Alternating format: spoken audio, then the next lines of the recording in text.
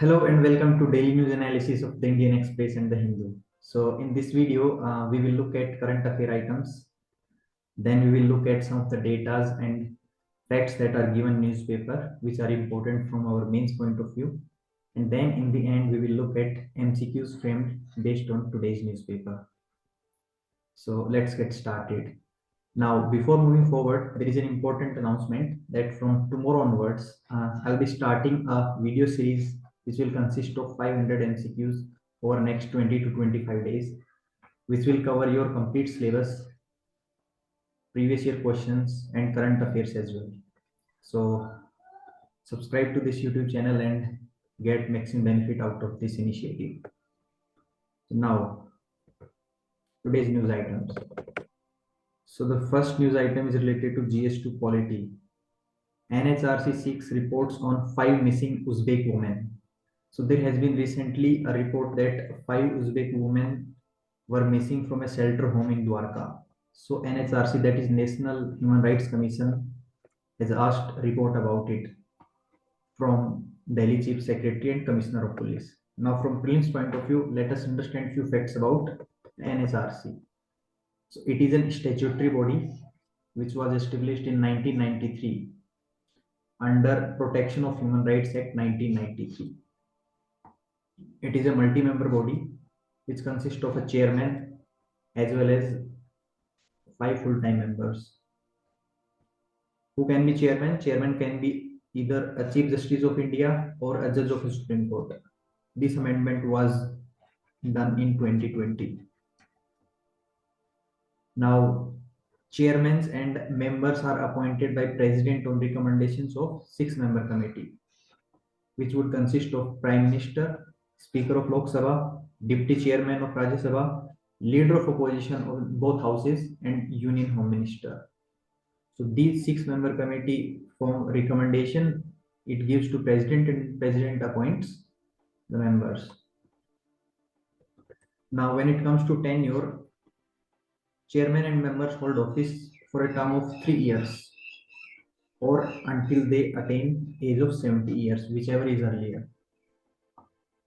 And for removal part, they can be removed only on charges of proved misbehavior or incapacity, which would be based on inquiry conducted by Supreme Court judge.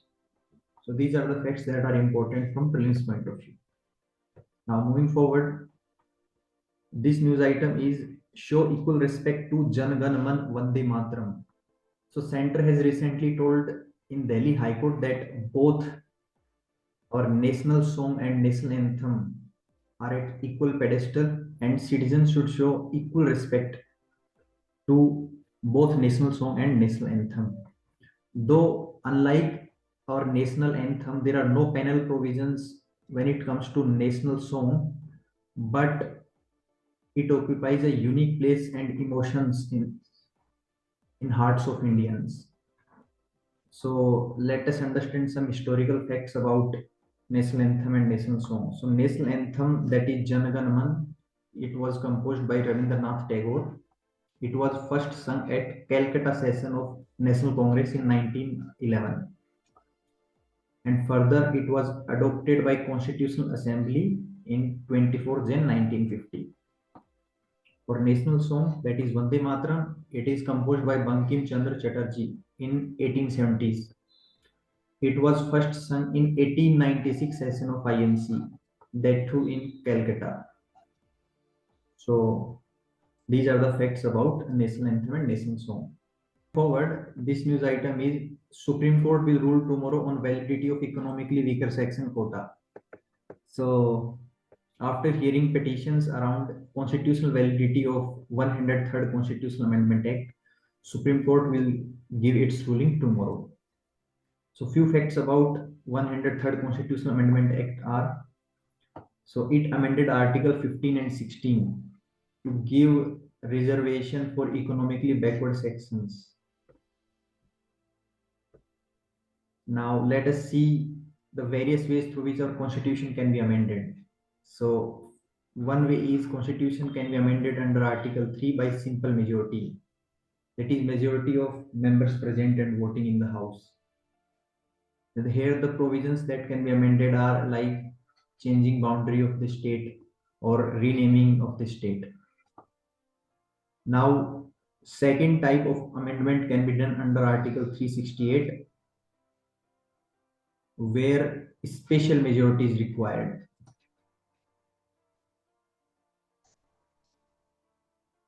That is majority of not less than 2/3 of the members present and voting, plus majority of total strength of house. These two conditions must be fulfilled in order to pass a constitutional bill under Article 368. Now, under Article 368, the bills which require ratification for more than half of the states, and the bills that does not require the ratification of states. So the provisions which are federal in nature require ratification from states as well. For example, presidential election or a bill pertains to any federal provision. Whereas under it, the examples are fundamental rights and DPSPs. So overall, our constitution can be amended by three ways. One is under Article 3 by simple majority. Second is under Article 368 with ratification of more than half of states, that is by special majority. And third is under Article 368 without ratification of half of states, that through with special majority. So these are the three ways through which our constitution can be amended. Now let's move forward.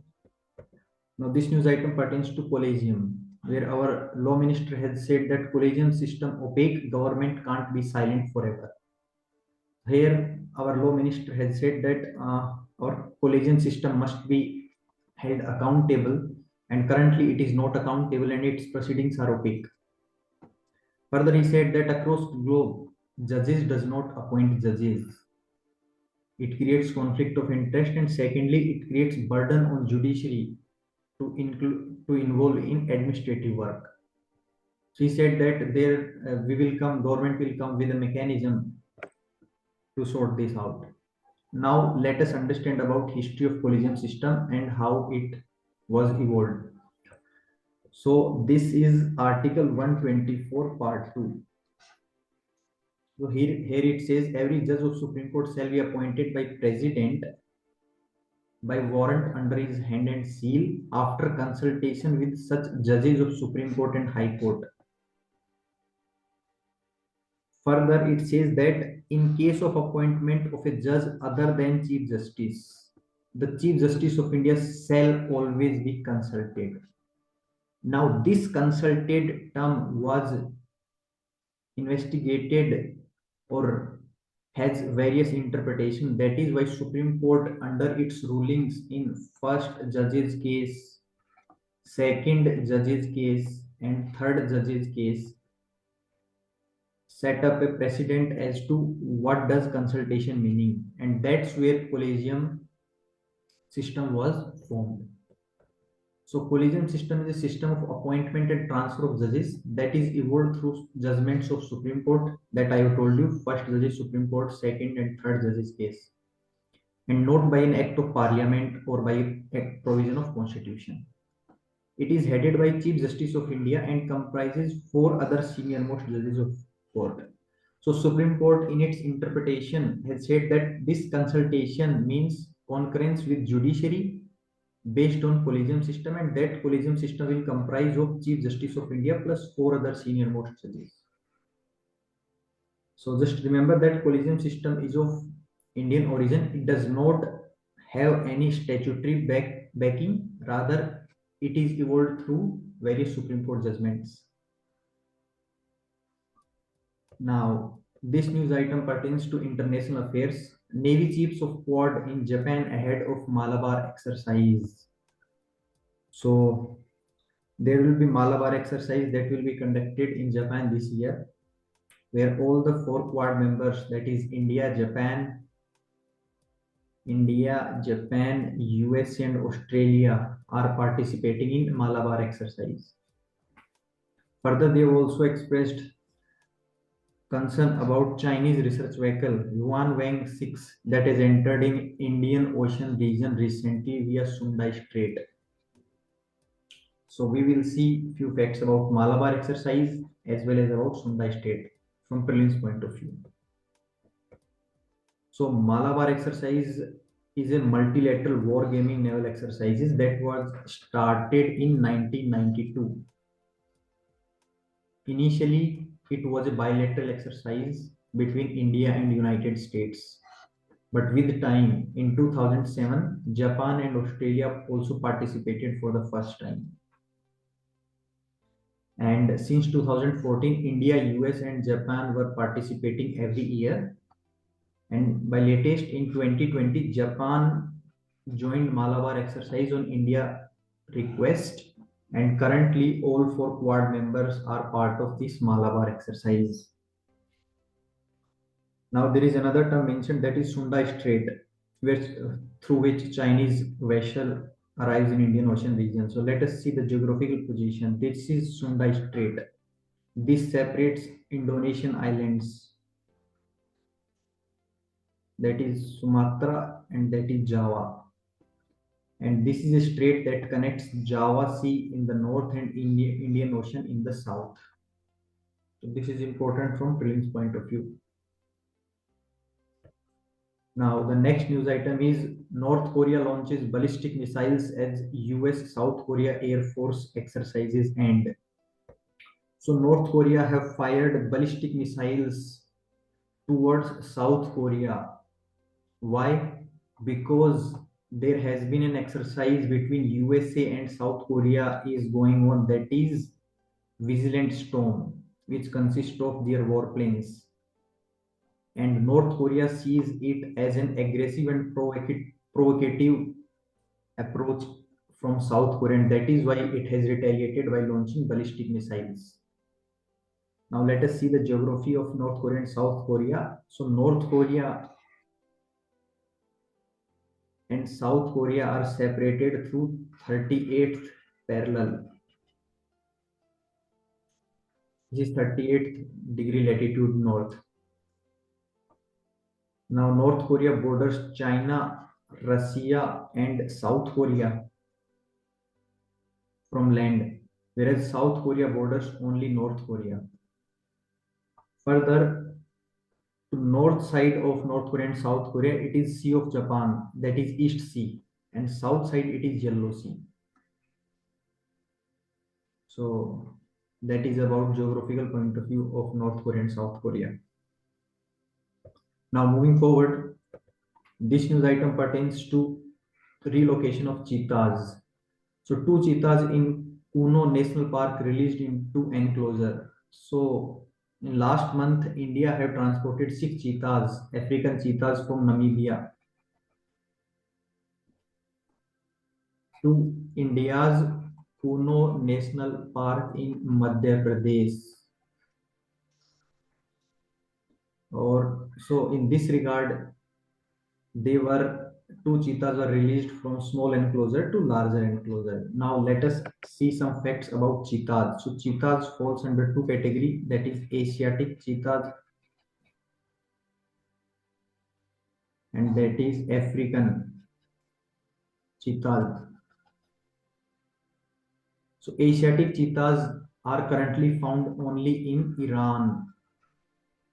Earlier in past, Asiatic cheetah were found in India as well, but due to hunting and poaching, they are now extinct from India. Its IUCN status is critically endangered. African cheetahs, their IUCN status is vulnerable. And given the similar habitat and environmental conditions that are required for cheetahs, African cheetahs have been relocated to India in order to grow their population. So keep these facts in mind from prelims point of view. Moving forward, this news item also pertains to environment, which is a third of World Heritage glaciers under threat, warns UNESCO. So recently, UNESCO conducted a survey which concluded that one third of its glaciers which are under World Heritage Site are under threat due to increase in temperature. And it says that still we can save the two-thirds that are remaining if we can curb our climate change and limit the temperature up to 1.5 degrees centigrade as compared to pre-industrial levels. So this data can be used in GS3 environment where the negative effects of climate change on culture. So you can cite this report that a third of World Heritage glaciers are under threat due to temperature rise and climate change. Now moving forward, this news item pertains to GS2 health. So vaccine trial soon amid fear of Ebola virus spread. So recently Ebola virus outbreak is been recorded in Uganda. And there has been rise in death tolls as well. Now this Ebola virus is due to newer strain, that is rarer Sudan strain. So let us understand few facts about Ebola virus. So Ebola virus disease that is transmitted from wild animals and then spreads to human population, and further human to human transmission can also take place through saliva, sweats, etc. It was first discovered in 1976 near Ebola River, and that is why it was named as Ebola virus. Its natural hosts are food beds through which it can transmit to humans. Its symptoms can be fever, fatigue, muscle pain, headache, etc.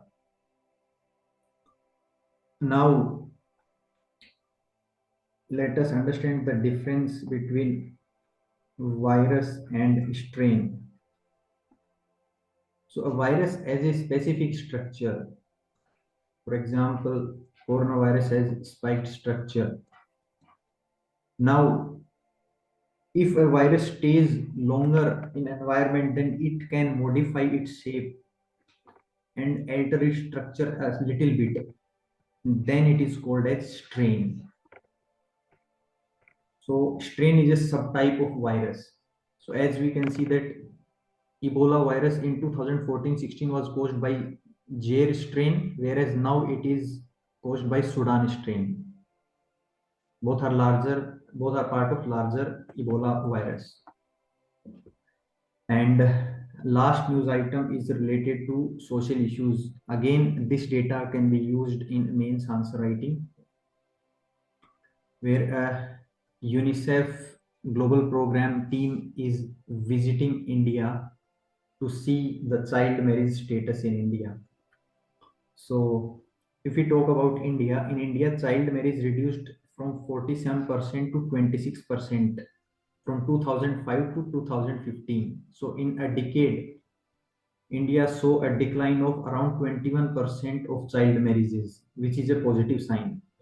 Further, as per National Family Health Survey data, latest report says that in India, further there was decline by 3.5% in child marriages, and currently in India around 23% marriages are child marriages. Still, it is a significant number, but India is controlling in this regard. So this data can be used in GS1 answer writing.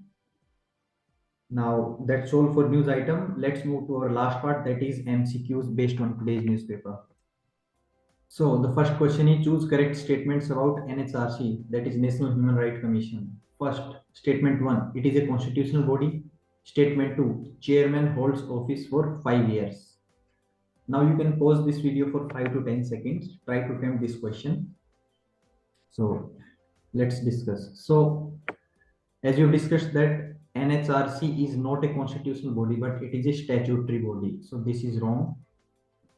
Second, chairman holds office for terms of 5 years. No, this is also wrong, because chairman and its member held office for term of 3 years.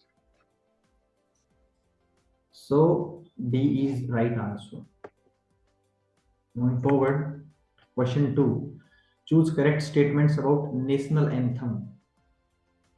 Statement 1. It was first sung in 1896 at INC session.